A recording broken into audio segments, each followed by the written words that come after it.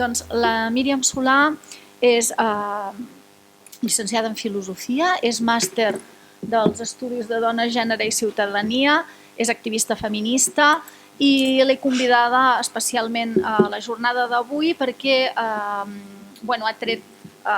ella està treballant tots els temes de l'activisme i l'activisme feminista polític des del que seria el transfeminisme. El seu darrer llibre, o un que va treure recentment, fa 2 o 3 anys, és Transfeminismos, on articula diferents tipus de lluites a l'estat espanyol, des de les lluites col·lectives feministes fins les que també es troben, interseccionen amb tot el tema LGTBI i amb tot el tema trans. Llavors, a més, ella va estar amb el documental Guerrilleres, i té tota una experiència i té una web molt important que ella mateixa segurament us comentarà, que podeu consultar per veure una mica tot l'activisme i com mouen el que seria ara pensar amb el subjecte feminista en aquests moments, de quina manera i per a què. Moltes gràcies, Míriam, he anat molt ràpida. Vinga, endavant. Hola, ¿sí? ¿Sí se escucha bien? Gracias. Bueno, en primer lugar, muchas gracias, Teresa, por la presentación, por la organización de estas jornadas tan necesarias y por invitarme, por supuesto. Gracias a todas vosotras por venir y participar.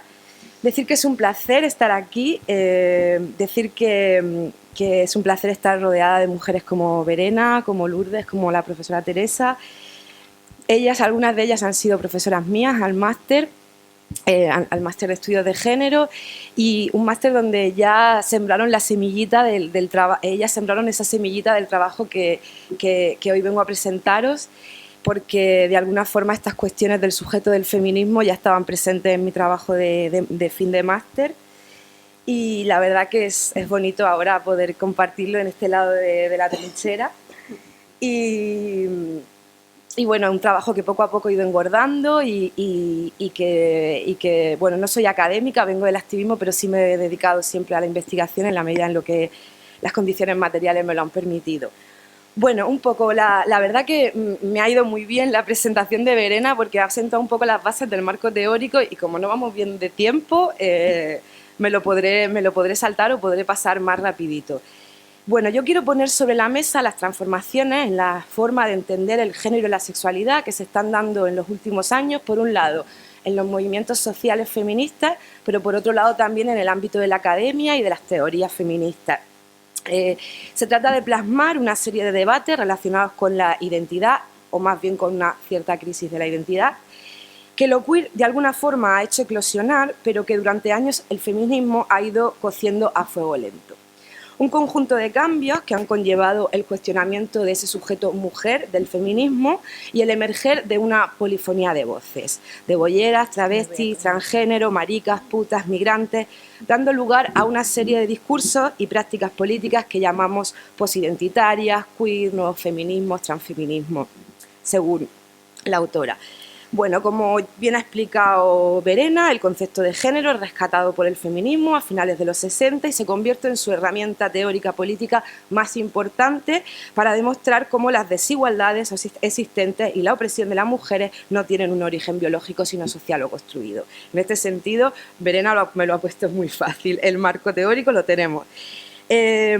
Pronto empieza a desdibujarse esa ontología básica entre sexo-género, gracias a Gail Rubin, acuña ya este concepto sexo-género para desdibujar esa frontera más que problemática entre la naturaleza y la cultura. Unos años después, Monique Wittig da un paso más y mediante la idea de pensamiento hetero rompe con ese supuesto de que las identidades se desprenden del cuerpo, y también empieza a establecer que existe una opresión compartida entre mujeres, lesbianas, gays, trans, esas otredades que la heterosexualidad ha situado en la alteridad, en el lugar de la opresión. Y también, como ha explicado Verena, después llegarán los feminismos negros a poner sobre la mesa la necesidad política de elaborar una teoría del género que pueda dar cuenta de una serie de desigualdades como la raza, la clase, que muchas feministas consideraban desatendidas en un enfoque demasiado naturalizado del género o basado en la diferencia sexual. Unos añitos más tarde, en el 86, Teresa Lauretti habla de tecnologías del género y le da una vuelta de tuerca más al concepto y nos acerca a poder entenderlo como un dispositivo de poder, un conjunto de efectos impuestos sobre la materia, que es el cuerpo, y ahí llega nuestra queridísima Butler a hablarnos del género como performance. Pero después de este speech teórico en la construcción del género en 3 minutos, ¿cómo interactúan, que es lo que a mí me interesa, estas nuevas conceptualizaciones y no tan nuevas del género y de la identidad con los discursos y las prácticas políticas feministas de nuestro contexto? ¿Qué intersecciones se producen en el Estado español entre estas teorías y las luchas feministas? Yo a este epígrafe que viene le he llamado procesos de recuperación, memoria y escucha, porque considero que en los últimos años se han multiplicado las instancias en las que se habla de prácticas y discursos queer o de transfeminismo. De hecho, en las jornadas feministas estatales del año 2000, las jornadas estatales se hacen cada 10 años y luego tenemos las catalanas que también se hacen cada 10 años y este 2016, el 3, 4 y 5 de junio, toca y tenemos que estar todas ahí. Bueno, en estas jornadas, en las de 2009, ya se puede decir que estas jornadas reflejan un punto de inflexión con respecto a lo que estoy planteando. Una serie de colectivos y de activistas feministas redactan el Manifiesto para la Insurrección Transfeminista, en el que se hace visible la articulación de una nueva alianza transmarica feminista. Y dice así: ya no nos vale con ser solo mujeres. El sujeto político del feminismo mujeres se nos ha quedado pequeño. Es excluyente por sí mismo. Deja fuera a las bolleras, a las trans, a las putas, a las del velo, a las que ganan poco y no van a la uni, a las que gritan, a las sin papeles, a las maricas. Y las, entre comillas, transfeministas, entramos en aquellas jornadas casi como elefante en cacharrería. Hicimos mucho ruido, una potencia muy soberbia que da la juventud, el necesitar también creer que estás proponiendo algo nuevo y el necesitar confrontar con otro algo. Y una anécdota que me movió a mí a hacer la investigación de cartografías transfeministas y a ver qué había pasado con estos discursos yanquis, entre comillas, en nuestro contexto y si era realmente que había sucedido así o si estábamos importando determinadas narrativas anglosajonas sin darnos cuenta qué aplicabilidad y qué capacidad de accionar políticamente tenían, esta anécdota fue que yo hice una ponencia junto con Miquel Misé en la jornada, en la sala abarrotada. Bueno, Miquel era el primer trans masculino que tenía un papel visible en unas jornadas feministas estatales. Aquella charla fue lacrimógena, las señoras lloraban, bueno, muy emotivo todo. Y cuando acabamos la charla, se me acerca un grupo de señoras grandes feministas de toda la vida y me dicen: ¿nos ha gustado? ¿Nos ha gustado? Qué bien explicas lo queer, qué bien explicas a la Judy Butler, por primera vez hemos entendido a la Judy Butler. Y yo ya empezaba a engordarme el ego cuando me hacen un zasca en toda la boca y me dicen: todo muy bien, pero que sepas que eso aquí no ha sucedido, esa narrativa no ha sucedido y no vamos a permitir que se invisibilice nuestra historia. Así que yo me puse manos a la obra, a revisar actas y actas de jornadas y a ver qué había pasado. Y me encontré con que efectivamente esa narrativa yanqui de confrontación entre el feminismo hetero, el feminismo lesbiano, entre lo trans y lo cis, no tenía una aplicabilidad tan directa en el contexto del Estado español y que reproduciendo este marco teórico estábamos invisibilizando toda una genealogía y haciendo un ejercicio que no nos permitía accionar juntas. Así que por supuesto, cada contexto tiene sus especificidades políticas y además tenemos que pensar que el feminismo es un movimiento profundamente heterogéneo. Por ejemplo, en el caso del lesbianismo, que es el que abrió el mar, ¿no? La discusión entre las feministas heteras y las feministas lesbianas abrió el mar en Estados Unidos. Aquí, en el contexto del Estado español, como muchos sabemos, la movilización feminista surge en un contexto muy diferente al estadounidense. A finales de los 60, a principios de los 70 y durante toda la década de los 70, muchas de vosotras lo habéis vivido, yo solo lo he leído. A duras penas habíamos salido de la dictadura, las libertades políticas eran muy limitadas y las sexuales no, aborto prohibido, anticonceptivos prohibido, divorcio prohibido, ¿no? Todo prohibido. Así que cuando el movimiento comienza su andadura, hace falta poner sobre la mesa esa pobreza sexual, ese desconocimiento, las represiones. De hecho, se crean esos grupos de autoconciencia feminista clandestinos. Ahora en la organización de las jornadas feministas he tenido la posibilidad de estar militando transgeneracionalmente con compañeras como Mireia Bofill, que estuvo en esas reuniones, en esos grupos clandestinos, los grupos de autoconciencia GAF, grupos de autoconciencia feminista, donde estaban mujeres como Maruja Torres, donde estaban mujeres como Nuria Pompey, una dibujante maravillosa que cuando descubrí me quedé, como dicen en mi tierra, se me cayeron los palos del sombraje, de que una persona a finales de los 70 una mujer estuviera haciendo esas ilustraciones. Bueno, retomando con el lesbianismo, existió siempre, el movimiento lesbiano, a diferencia en Estados Unidos, nace al calor del movimiento feminista y forma parte del movimiento feminista desde prácticamente sus inicios. Así que, por ejemplo, esa ruptura que se dio en el contexto estadounidense no tiene paralelo en nuestro contexto. La relación problemática, que obvio no la vamos a invisibilizar, del feminismo lesbiano con el feminismo hetero existe y se da sobre todo a partir de los años 80 y tiene que ver con la no inclusión de las reivindicaciones lesbianas en la agenda del movimiento y con priorizar la opresión heterosexual, es decir, la opresión de género a otras cuestiones. Es cierto que en estos primeros años la agenda estuvo centrada en cuestiones como el conocimiento el placer sexual, la legalización de los anticonceptivos, la creación de centros de planning, la educación sexual, la despenalización del aborto. En cierta medida se trataba de denunciar una serie de aspectos que estaban relacionados con la sexualidad, sí, pero básicamente con la sexualidad heterosexual. Poco a poco las lesbianas durante los años 80 van tomando conciencia de que además de estar oprimidas como mujeres, son tachadas por añaduría como pervertidas o desviadas y que en su sistema de estratificación de opresión entra en juego un sistema de estratificación sexual que no viene determinado solo por el género y que es aplicable también a los hombres gay, a las personas trans o inclusive a las trabajadoras sexuales.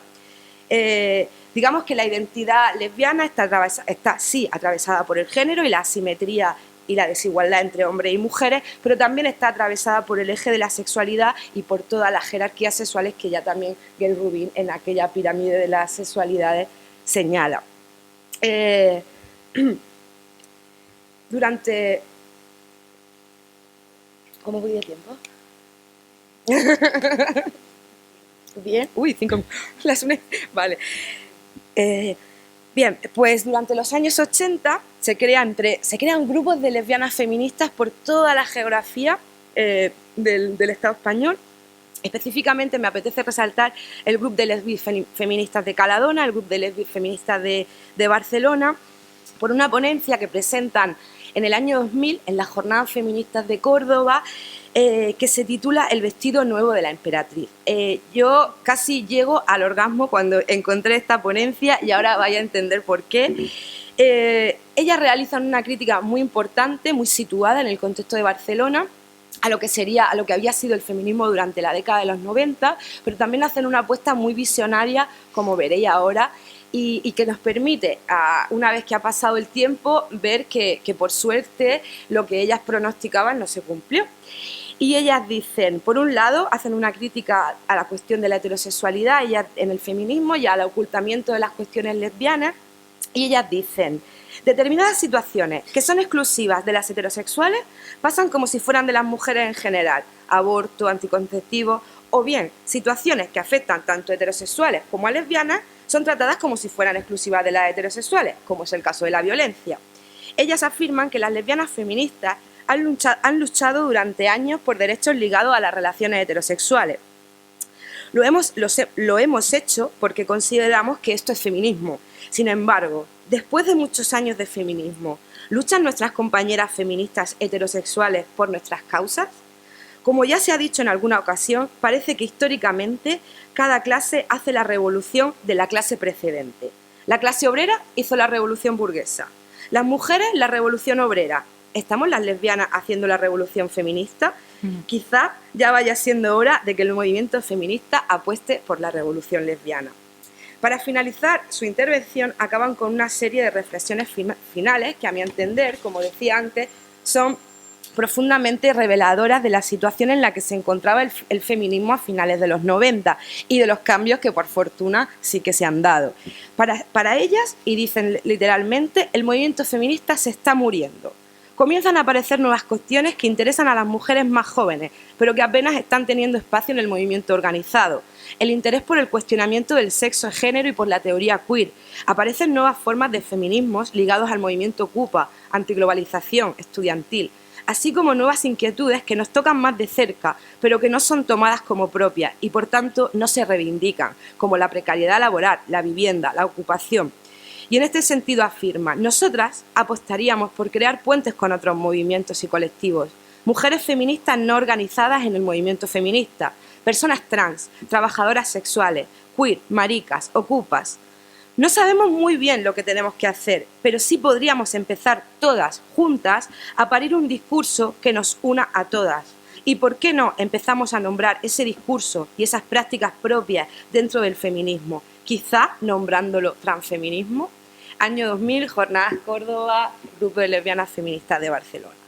Paralelamente, en las mismas jornadas, Kim Pérez, una activista trans, presenta una ponencia que se llama la inserción, Mujer o Trans, la inserción de las mujeres transexuales en el movimiento feminista, y también utilizará el concepto de transfeminismo.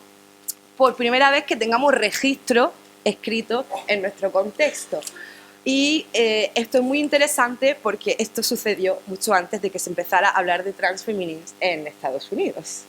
Y sí, muy paralelo al transfeminismo de las travestis latinoamericanas, por ejemplo, de Argentina, Loana Berkins, que sabemos que ha fallecido hace poco, que llevan 20 años nombrándose transfeministas. O sea que igual también es un gesto de romper esos circuitos del conocimiento colonial, no mirar tanto a Estados Unidos y la responsabilidad que tenemos como activistas intelectuales buscar otros referentes que no tan coloniales, ¿no? Bueno, evidentemente la otra de esas grandes diferencias, entre comillas, que va a estallar en los bordes y en el seno del movimiento feminista tiene que ver con la cuestión de la transexualidad. Y como señala la activista feminista Cristina Garayzábal, el contacto con personas transexuales, transgénero y travestis y su irrupción en el movimiento a partir de las jornadas del año 93 hizo que muchas activistas tuvieran que replantearse algunos de los supuestos más básicos que subyacían a las teorías y a las prácticas feministas de los primeros años. Sobre todo aquello supuso un desafío muy profundo a la rígida y binaria separación entre los géneros.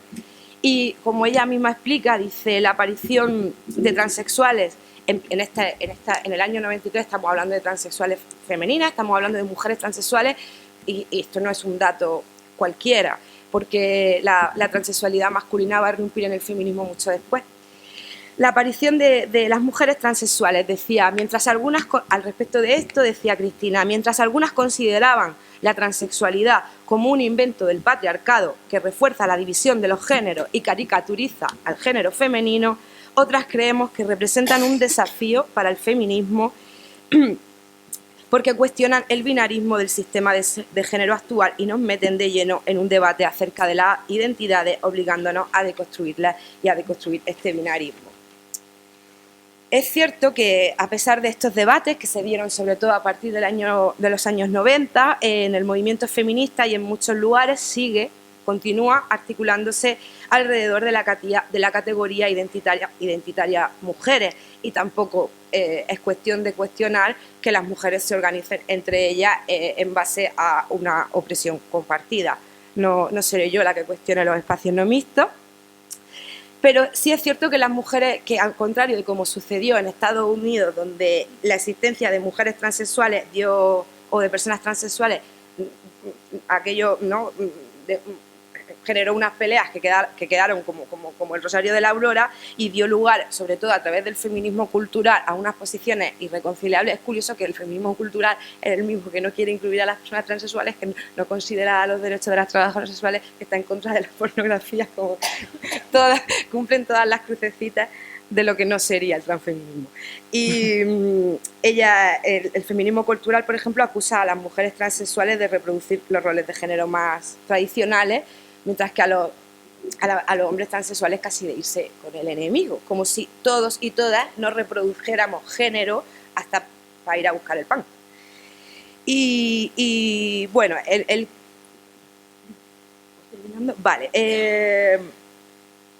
como digo, esta ruptura no se dio en el contexto del Estado español y si queremos avanzar un poco más y ya, como hay que ir cerrando, a lo que comentaba antes de la inclusión de los transmasculinos y la participación, tenemos que esperar a las campañas por la despatologización de las identidades trans, a colectivos como la guerrilla trabolaca, que serán los que lleven estas cuestiones a la agenda feminista. Como digo, las jornadas feministas estatales fueron bastante representativas de este impulso por redefinir viejos vínculos, trabajar nuevas alianzas y romper definitivamente con estas ideas preconcebidas. Unas jornadas que pusieron sobre la mesa la necesidad de incluir la despatologización en la agenda feminista. Y en este sentido quiero citar a la compañera Sandra Fernández, una frase que ella tiene en una ponencia que hizo allí en el 2009, y ella dice: si el paso hacia un feminismo transformador implica diluir las fronteras entre el movimiento feminista y el movimiento trans, ¿diluir las fronteras es un acto puramente teórico, de índole puramente retórica, o nos implica también en la transformación de un hacer para ser más concretos en la construcción de unas agendas políticas feministas comunes? Y por último, ya sabemos que estas jornadas, las catalanas de este año, son para mujeres lesbianas y trans. Y por último quería señalar tres grandes retos que creo que debe incluir la apuesta transfeminista. Por un lado, la cuestión del trabajo sexual. Desgraciadamente, con la cuestión de la inclusión de los derechos de las trabajadoras sexuales en la agenda feminista no está pasando lo mismo como ha sucedido con la cuestión trans o con la cuestión del lesbianismo. Creo que es necesaria dejar de estar ya varada en esta diálogo estéril, abolicionismo versus prosex. Necesitamos un feminismo que se posicione políticamente a favor de los derechos de las trabajadoras sexuales y que en base a la convivencia de la diversidad no podemos estar perpetuando un discurso que es violento y que oprime a unas compañeras. También pensar nuevas formas de entender, porque mismamente el propio lenguaje es tramposo, que cuando hablamos de alianzas putos feministas, ya hablamos de las feministas y las trabajadoras sexuales, pero no hay putas que sean feministas, no hay feministas que sean putas, como empezar a romper esa dicotomía que nos separa. Por otro lado, quería hablar también de la cuestión de la vulnerabilidad y su vínculo con el feminismo, también enlazándolo con la cuestión que hablábamos de la crisis de los cuidados, preferiría hablar de la cuestión de los cuidados y no tanto del problema de los cuidados. Quizás hay que dar una vuelta de tuerca más y pensar que los cuidados no son un problema, los cuidados forman parte de nuestro ser vulnerable, y igual tenemos que empezar a pensar la vulnerabilidad ligada a la resistencia, como también nos invita la sabia Butler. En este sentido, citar dos experiencias: Cojo y Precaria, haciendo vidas que importan, un libro de traficantes de sueños que os podéis descargar, o la alianza tullido transfeminista a través de la sexualidad y el postporno, gracias a documentales como Yes We Fuck, al trabajo de las post-op, a proyectos como Porno Ortopedia, que están diseñando prótesis, órtesis para todo tipo de sexualidad y todo tipo de cuerpos.